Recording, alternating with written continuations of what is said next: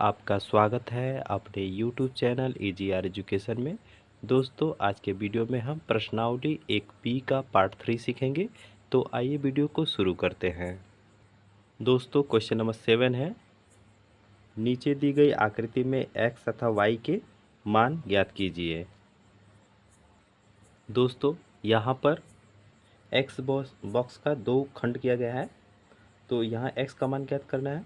तो यहाँ इसका गुणनखंड ही क्या है, x का मान होगा। अब यहाँ पे x का मान क्या करते हैं, x के गुणनखंड लिखेंगे। अभाज्य गुणनखंड क्या है, 3 गुणे 7, तो क्या हो जाएगा 3 सत्ते 21 हो जाएगा। अब y का मान, अब यहाँ पे x का मान y है, तो यहाँ पे y का मान निकालेंगे। तो y का मान क्या है 4 गुणे x, तो x के स्थान पे क्या है 21, तो x गुणे 21, तो यहाँ पे रखेंगे 4 एकम 4, 4 दूनी के 8। तो यहाँ पे दोस्तों x का मान क्या आ गया 21 और y का मान क्या हो गया 84। यही हमारा क्या है आंसर। दोस्तों क्वेश्चन नंबर 8 है, 18 और 117 के HCF को 18m-117 के रूप में दर्शाया गया है। यम का मान ज्ञात कीजिए, साथ ही 18 और 117 का LCM ज्ञात कीजिए। तो आइए इसे सॉल्व करते हैं। सबसे पहले दोस्तों हम 18 और 117 का HCF ज्ञात करेंगे। तो 18 का पहले अभाज्य गुणनखंड करेंगे, तो 2 9 18, 3 त्रिके 9, 3 एकम 3। यहाँ पे देखिए दोस्तों 18 का अभाज्य गुणनखंड है 2 गुणे 3 गुणे 3, तो यहाँ पे 2 गुणे 3 कर देंगे। अब दोस्तों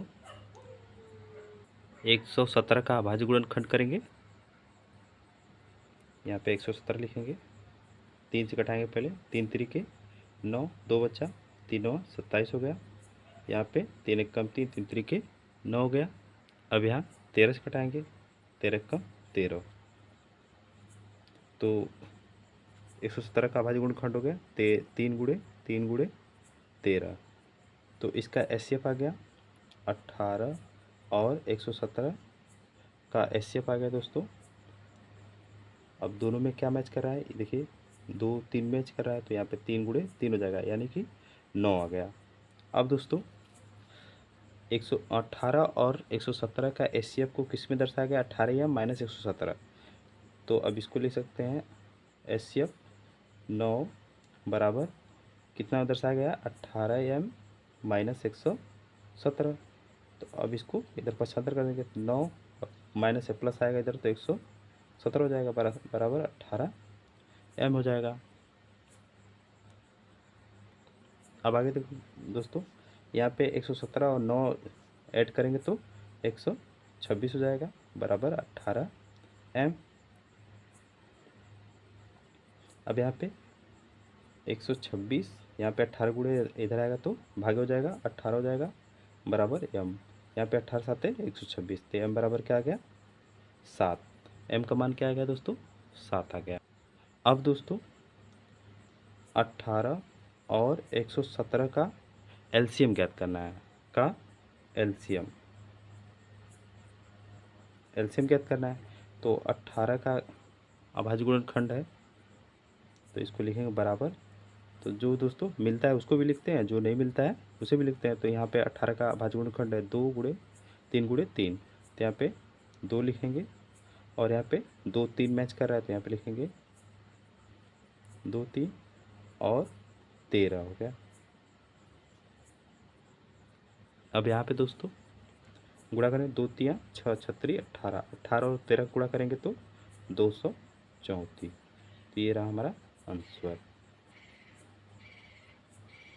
और दोस्तों m का मान क्या है 7, ये भी हमारा क्या है आंसर। दोस्तों क्वेश्चन नंबर 9 है, जांच कीजिए कि क्या किसी प्राकृतिक संख्या n के लिए संख्या 6 घाते n अंक 0 पर समाप्त हो सकती है। तो आइए सॉल्व करते हैं इसे। सबसे पहले दोस्तों यहाँ पे 6 घाते n लिखेंगे और 6 का अभाज्य गुणनखंड करेंगे, तो 2 गुणे 3 हो गया। अब दोस्तों यहाँ पे बोला है कि 6 घाते n अंक जीरो पर समाप्त हो सकता है। तो किसी भी संख्या को जीरो पे समाप्त होने के लिए उसमें क्या होना चाहिए, 2 और 5 का होना ज़रूरी है, क्योंकि तभी हम गुणा करेंगे तो 10 आएगा, उसके लास्ट में 0 आएगा। तो यहाँ पे लिखेंगे तब 6 के अभाज्य गुणनखंड अभाज्य गुणनखंड में कोई ऐसी संख्या, दोस्तों यहाँ पे 6 के अभाज्य गुणनखंड में कोई ऐसी संख्या नहीं है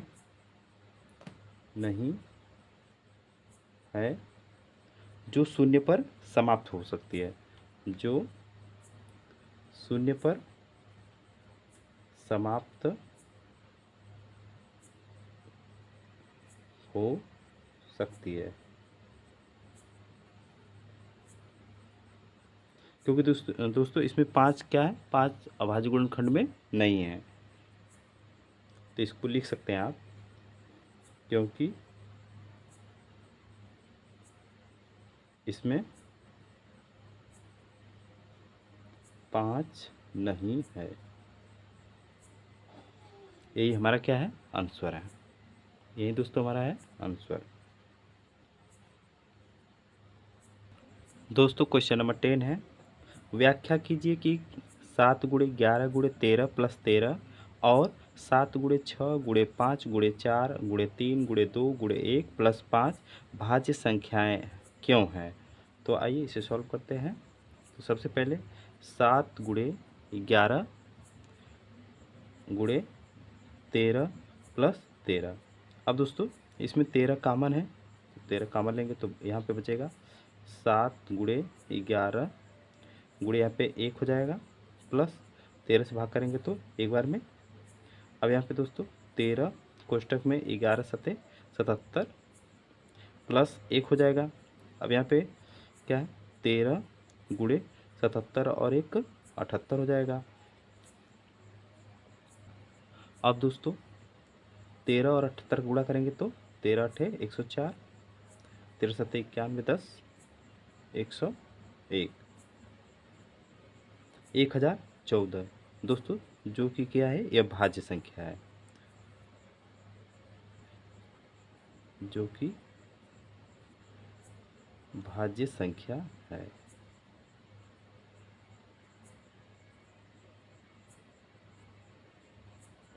दोस्तों भाज्य संख्या किससे कहते हैं, जो संख्या स्वयं के अलावा अन्य संख्या से भी कटे वो क्या होता है, भाज्य संख्या है। अब यहाँ पे दोस्तों लिखेंगे 7 गुणे 6 गुणे 5 गुणे 4 गुणे 3 गुणे 2 गुणे 1 प्लस 5। तो अब दोस्तों इसमें क्या कॉमन है, इसमें 5 कॉमन है, तो यहाँ पे 5 कॉमन लेंगे तो यहाँ पे बचेगा 7 गुणे 6 गुणे 1 गुणे 4 गुणे 3 गुणे 2 गुणे 1 और प्लस 1 हो जाएगा। अब यहाँ पे 5 हो जाएगा। अब गुणा करेंगे इसका। अब दोस्तों 7 6 1 4 3 2 1 का गुणा करेंगे तो आएगा 1008,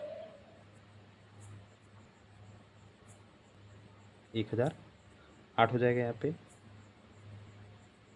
प्लस 1 हो जाएगा। अब यहाँ पे 5 गुणे 1008 और 1 जोड़ेंगे तो 1009 हो जाएगा। अब इसको गुणा करेंगे 5 9 45, 5 0 0 5 1 5। ये भी दोस्तों 5 से कट जाएगा, अतः यह क्या है, अतः यह भाज्य संख्या है, भाज्य संख्या है। यही क्या है, हमारा आंसर। दोस्तों क्वेश्चन नंबर 11 है, किसी खेल के मैदान के चारों ओर एक वृत्ताकार पथ है।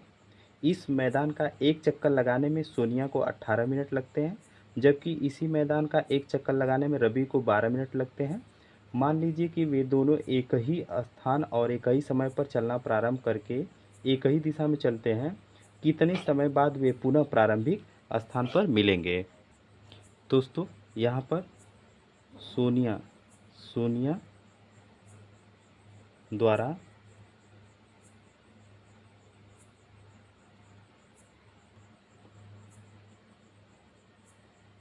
द्वारा एक चक्कर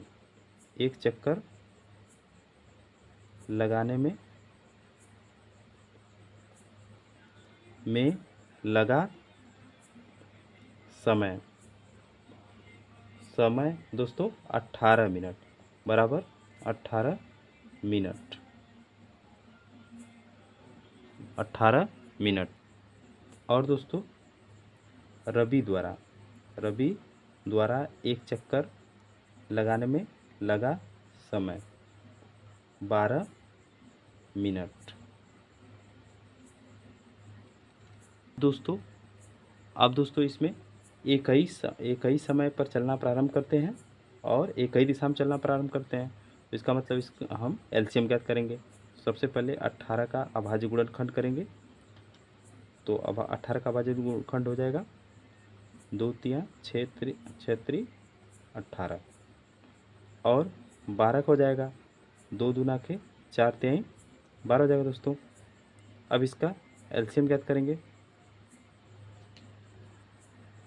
अब दोस्तों यहाँ पे एलसीएम हो जाएगा तो जो मैच कर रहा है उसको लिखेंगे और जो मैच नहीं कर रहा है, देखिए ये वाला मैच कराइए तो यहाँ पे इसको एक बार लिखेंगे। इसके बाद ये 2 हो गया और ये 3, तो यहाँ पे 2 तिया 6 6 दूना के 12 तिहाई 36। यहाँ पे क्या हो जाएगा दोस्तों 36 हो गया। तो इसमें पूछा है दोस्तों कितने समय बाद वे दोनों पुनः प्रारंभिक स्थान पर मिलेंगे। तो लिखेंगे 36 मिनट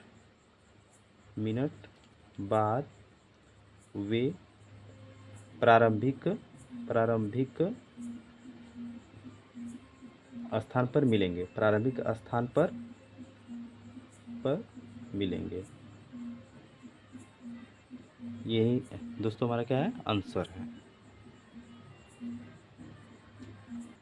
दोस्तों क्वेश्चन नंबर 12 है नीचे दी गई आकृति में x तथा y के मान ज्ञात कीजिए। तो दोस्तों सबसे पहले हम x का मान ज्ञात करेंगे। तो यहाँ पे 2 गुणनखंड दिया है तो हम इसका गुणा करेंगे। तो x बराबर क्या हो जाएगा 3 गुणे 195। यहाँ पे 3 पचे 15 3 वा 27 1 28 3 1 3 2 5 585 हो जाएगा। अब y का मान ज्ञात करना है तो यहाँ पे लिखेंगे y और y का क्या है 2 गुणनखंड है 5 और 13 तो 5 गुणे 13 हो जाएगा। तो इसका गुणा करेंगे 13 पच्चे 65 हो जाएगा। ये हमारा क्या है दोस्तों आंसर। दोस्तों क्वेश्चन नंबर 13 है व्याख्या कीजिए कि 7 गुणे 13 गुणे 11 प्लस 11 और 7 गुणे 6 गुणे 5 गुणे 4 गुणे 3 गुणे 2 गुणे 1 प्लस 3 भाज्य संख्याएं क्यों है। तो आइए इसे सॉल्व करते हैं। सबसे पहले 7 गुणे 13 गुणे 11 लिखेंगे प्लस 11 हो जाएगा। इसमें दोस्तों 11 कॉमन है तो यहाँ पे 11 कॉमन लेंगे तो यहाँ बचेगा। अब यहाँ पर दोस्तों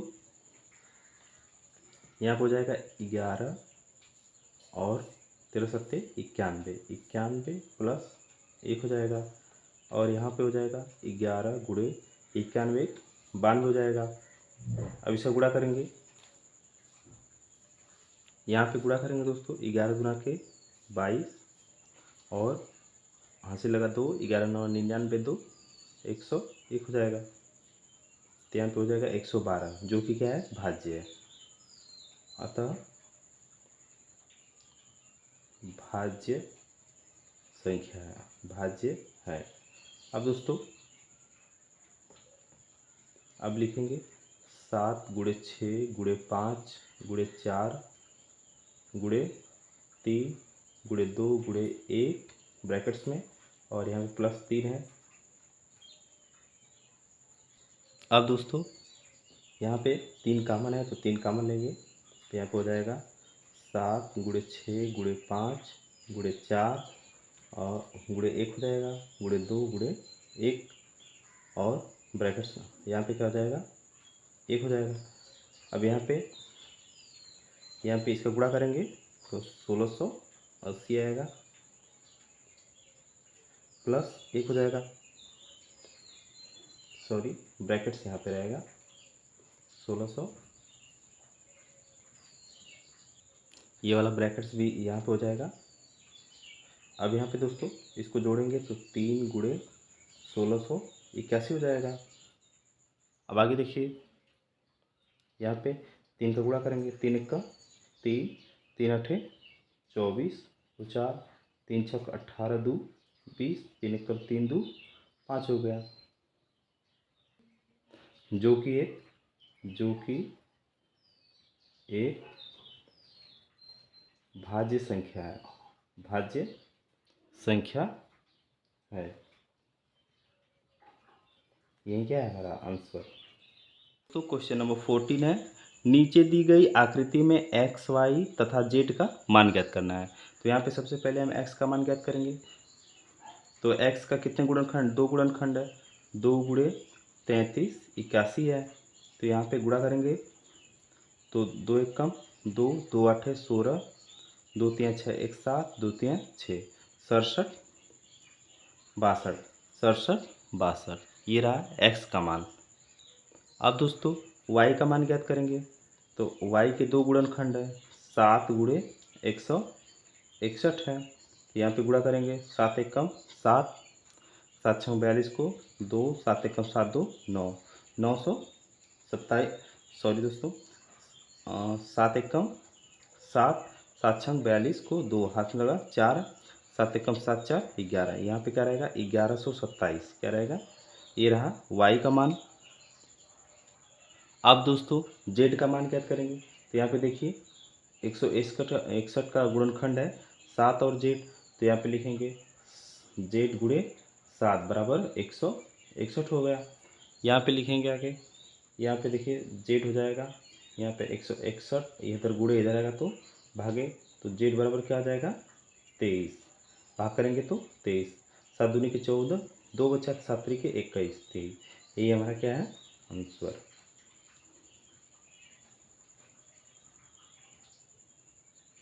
दोस्तों प्रश्नावली 1B यहाँ पे समाप्त हो गई। अब अगला चैप्टर अगले वीडियो में, तब तक के लिए धन्यवाद।